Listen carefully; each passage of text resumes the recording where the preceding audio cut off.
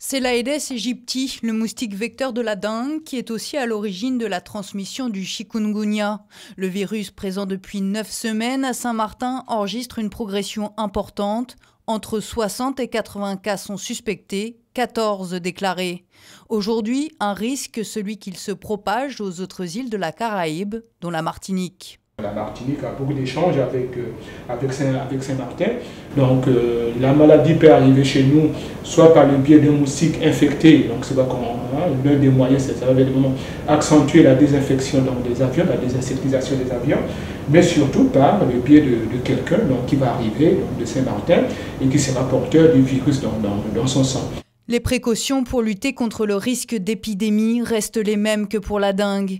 Des protections comme les moustiquaires, des insecticides, mais aussi de la prévention en évitant les eaux stagnantes. Pour éviter qu'il y ait beaucoup de moustiques, moins de moustiques, moi je jette les eaux qui sont dans les bassines, les bombes, vérifier chaque jour. Ça donne beaucoup de moustiques et si on continue, il y aura beaucoup de malades. La propagation d'une épidémie pourrait être en plus facilitée par la météo en ce moment, l'alternance d'ondées et de temps ensoleillés, propice à la formation des gîtes larvaires. Une meilleure prévention du risque d'épidémie passe aussi par une détection précoce des personnes infectées.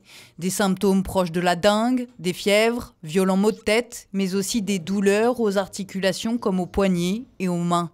En fait, il faut que les patients qui sont malades ne soient pas piqués par les moustiques tigres, puisqu'à l'heure actuelle, les moustiques tigres de Martinique ne sont pas infectés par le virus du chikungunya.